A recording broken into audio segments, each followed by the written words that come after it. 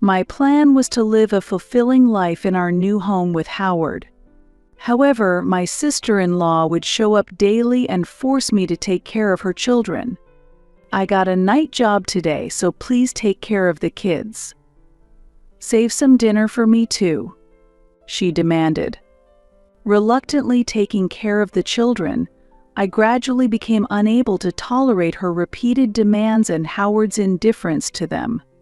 My name is Holly, and I will soon be 32 years old. I met Howard at the company I joined shortly after graduating from university. At first, we often had drinking parties with our fellow new hires, and it was through these gatherings that I gradually became close to him. However, it did not immediately develop into a romantic relationship. 5 years after joining the company, many of our peers had transferred or changed jobs, resulting in fewer drinking parties. Amid this, a year-end party at work gave me the opportunity to go drinking with Howard again after a long time. In our 7th year at the company, we were assigned to the same department for the first time. We knew each other's contact information, but we had never met privately. Therefore, it was very enjoyable to meet and have a lively conversation at the year-end party. Taking advantage of the excitement of the occasion and the influence of alcohol, we decided to start dating. We officially framed it as a casual attempt, but in reality, I was quite serious. The truth was that we had not yet met our ideal partners, even after reaching our 30s. At this age, actively seeking new people to meet started to feel bothersome. I no longer participated in matchmaking parties and felt uneasy about using trendy dating apps. In this situation, since I had known Howard for a long time, we were well acquainted and had no need for formalities. Above all, Howard was a trustworthy person and not unattractive. In fact, seeing him again after a long time, he seemed more attractive than before. Even if we ended up breaking up, I could always say that we were just swept up in the moment. He was a kind of safety net for me. For these reasons, I decided to date him. What started as a whim turned out to be very enjoyable when we were together. I have a hobby of reading comics, and I especially enjoy watching live-action or animated adaptations. On the other hand, Howard's hobby is fishing. Having different hobbies allowed us to share our interests and deepen our relationship.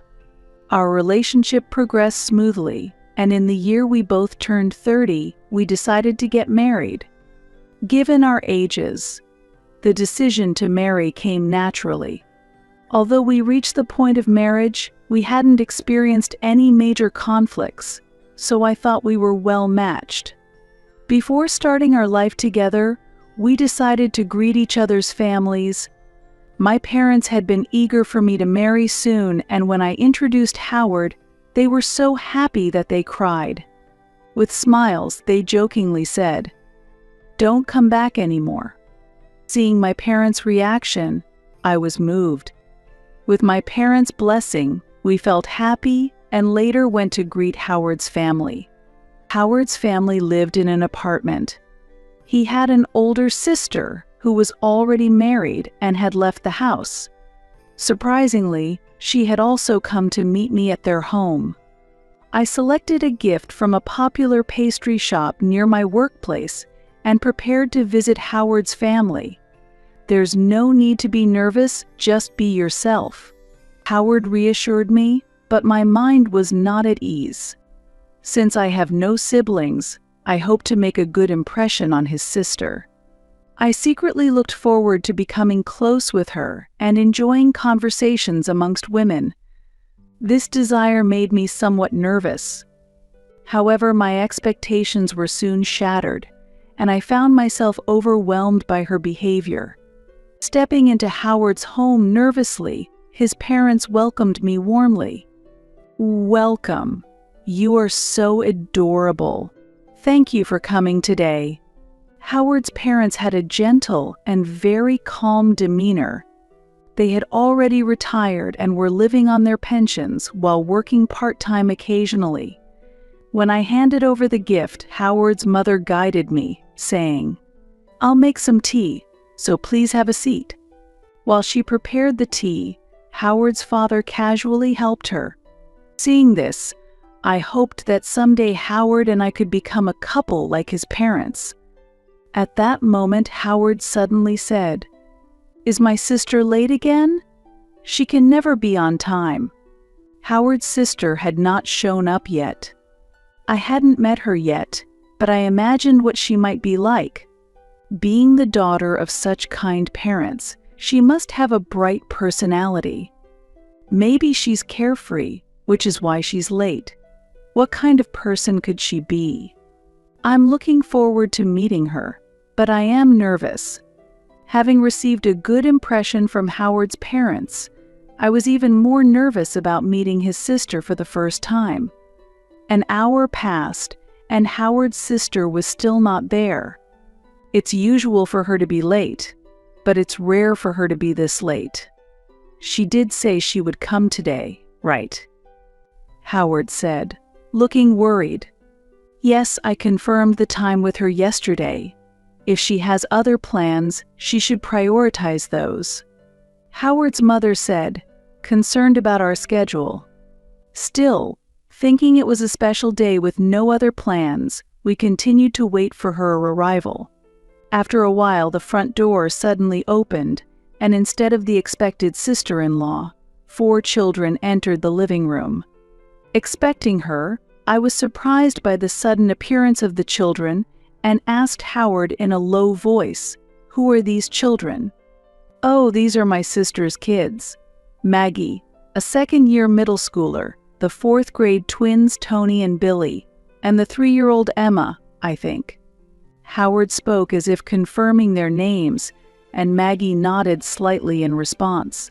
Maggie started playing on her phone. The twins were engrossed in a newly brought video game, and Emma was playing with her favorite doll she had brought along. Still trying to grasp the situation, I finally saw Howard's sister arrive. However, she was very different from the image I had in my mind. "Sorry, I'm in a hurry. Please watch the kids. I'll be back in about an hour," she said. At that moment, she was dressed in casual sweats and sandals, with her faded blonde hair tied up in a ponytail. "Linda, today is an important day because Howard's fiancé is here," said Howard's mother, but Linda had already left the house. I was simply shocked by Linda's overwhelming presence. Howard laughed and said, "I'm really sorry.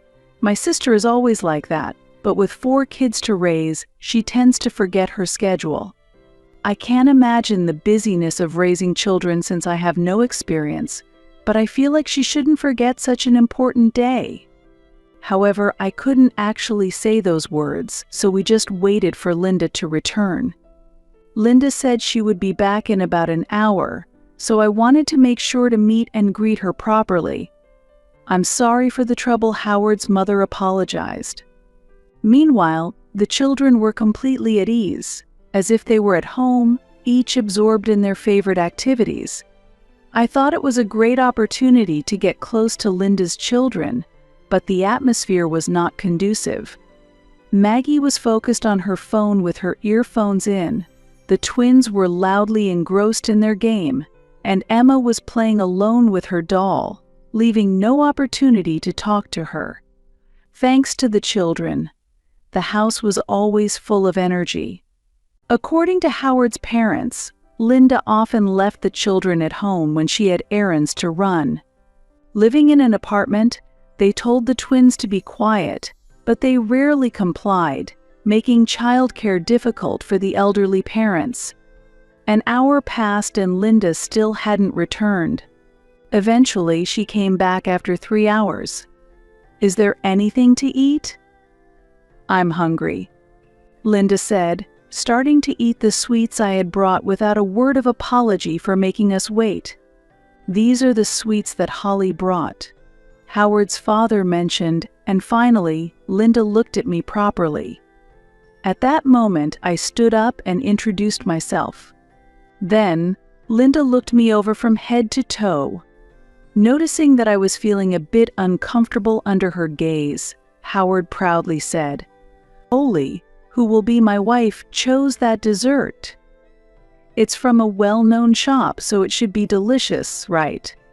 The dessert I chose was pudding, and my sister-in-law was holding a nearly empty cup of it in her hands. After she responded with "I see," she took out her phone and started searching for something. There are a few reviews, but it doesn't seem to be rated very highly," she said, enjoying the pudding while complaining about the shop's ratings. Then she asked the next question. "Did everyone get this pudding?" The children began checking if they had received the pudding I brought. Of course, no one had. I hadn't prepared desserts for all 4 children. Feeling awkward about the situation, I reflexively responded, "I'm sorry. I didn't know you had children." It seemed my casual remark had offended my sister-in-law. "What? Are you saying I can't take care of my kids?" I had tried to convey that I didn't know she had 4 children, but it didn't come across well.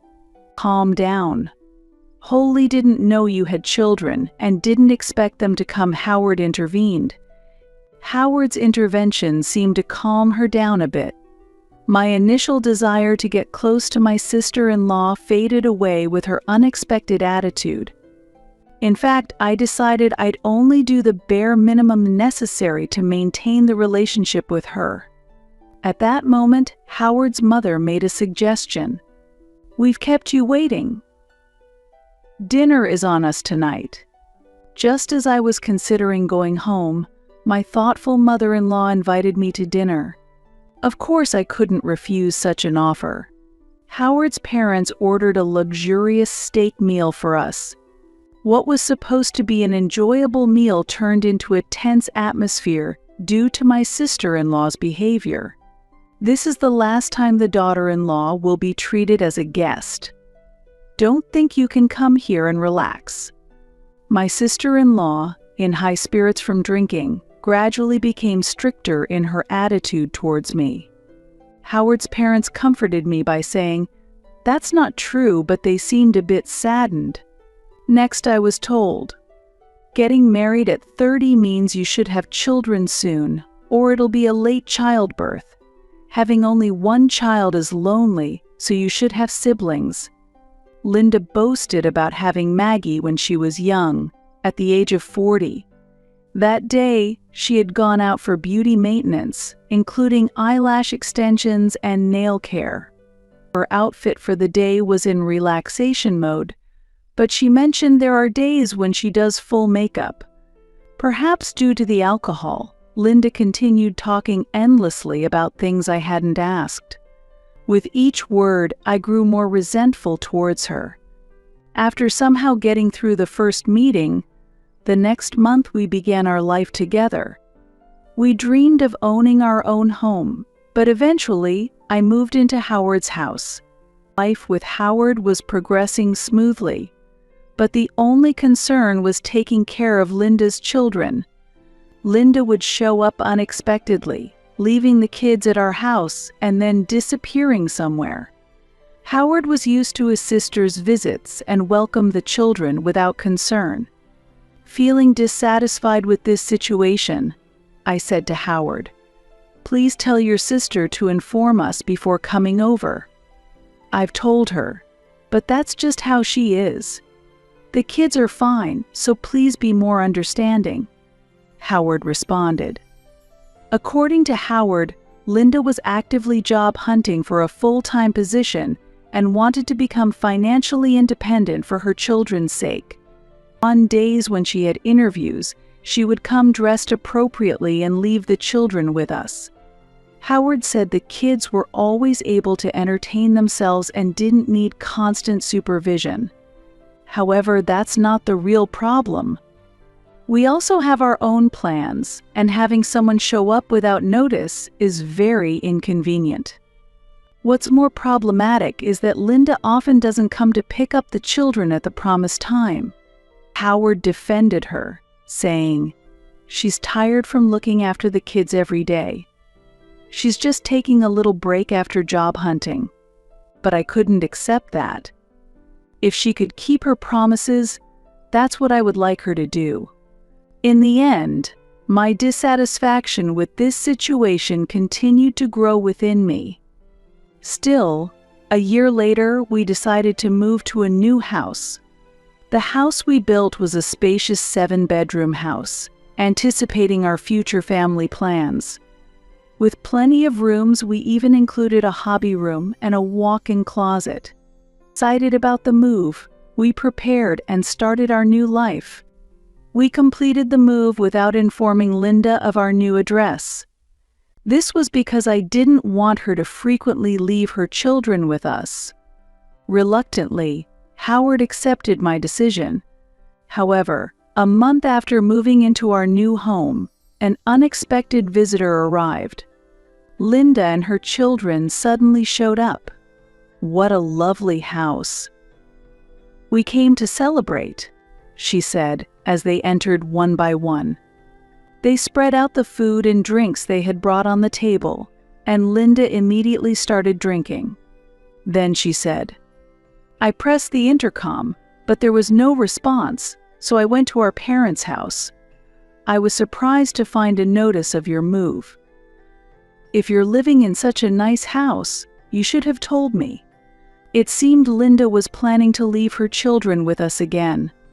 As a result, while we were away, Linda went to our parents' house, found the change of address notice, and showed up at our new home. I never imagined she would find that postcard at their house. It was something I couldn't have predicted. Howard, in high spirits from drinking, started showing Linda around the house. The children, uninterested in the new home, entertained themselves. Thus, the house tour was conducted only by Linda and Howard. After looking around the rooms, the two returned to the living room and had a surprising conversation. "Look, there are 2 empty rooms. Maybe we'll move in next week." "Sure. Don't worry about living expenses." I couldn't believe what I was hearing, but I didn't pursue it at that moment. I didn't take their drunken conversation seriously.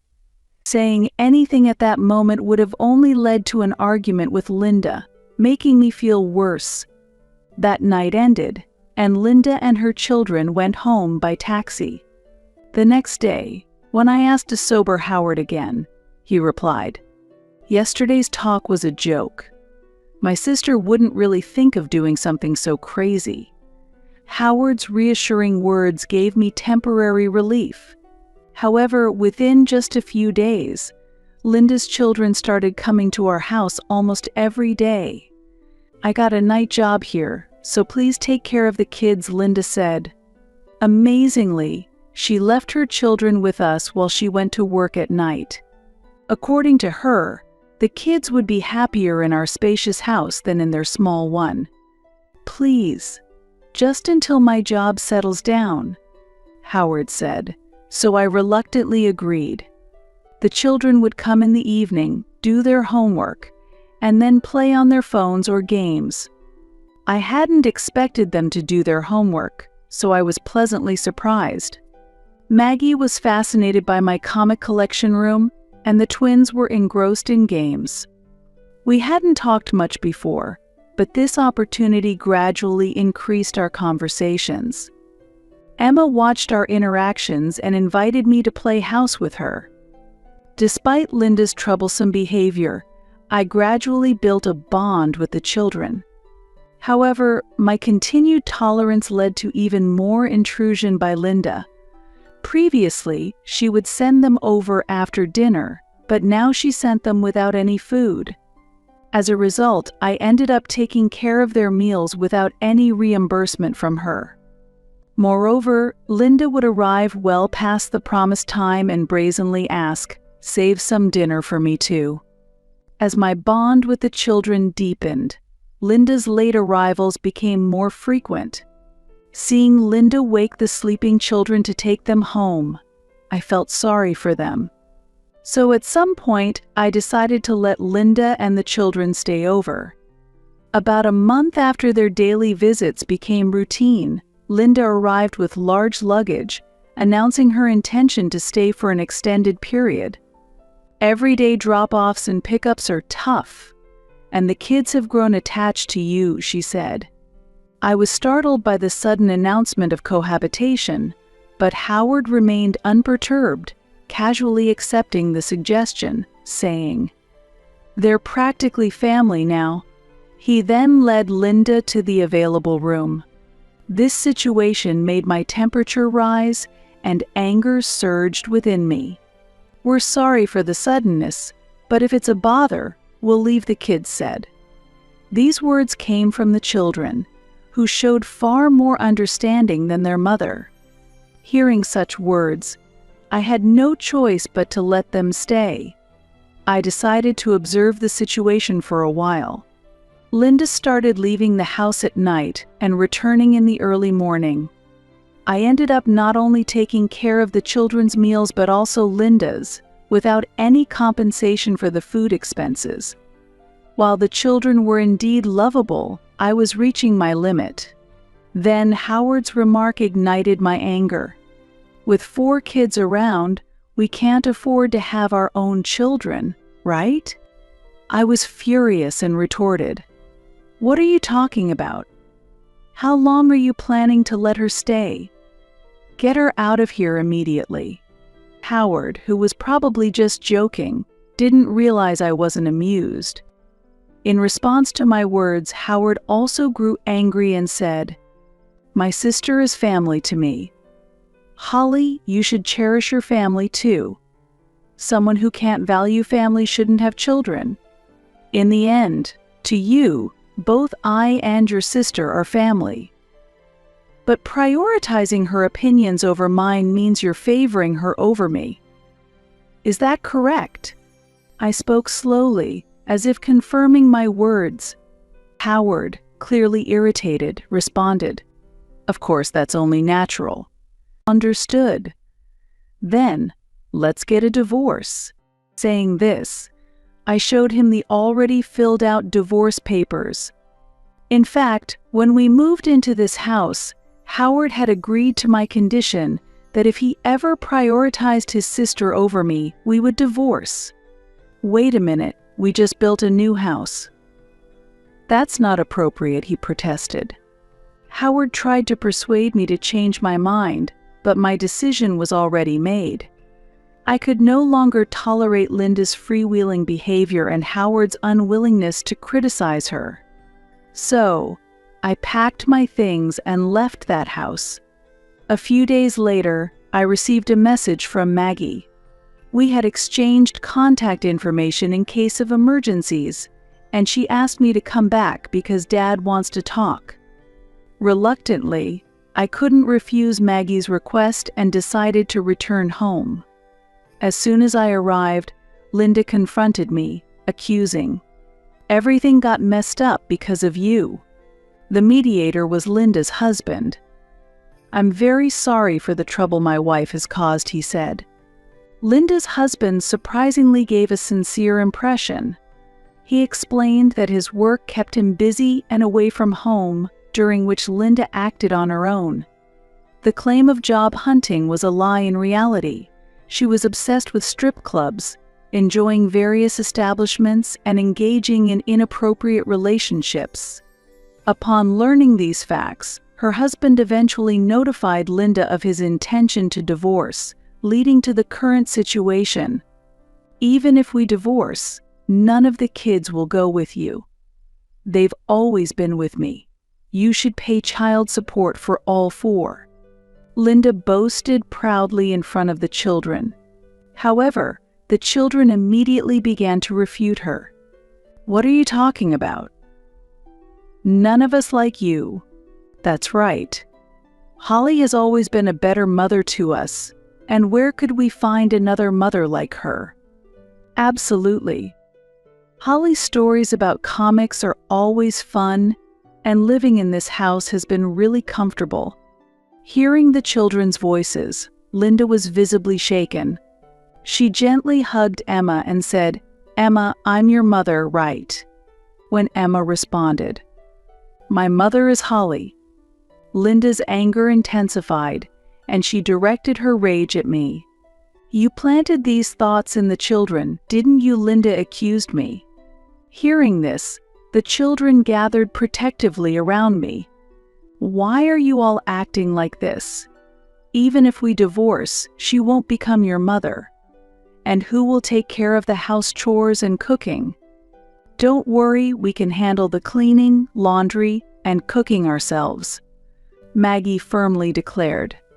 The twins nodded in agreement. They had naturally learned these skills as we deepened our relationship, actively helping with household chores. They had acquired essential life skills and cooking techniques, establishing a solid foundation for independent living. Therefore, even if we divorce, the children won't go back to you. Thus, there's no need for child support. Moreover, you should make a proper apology for your infidelity, Linda's husband stated. "Do something, Howard," Linda demanded.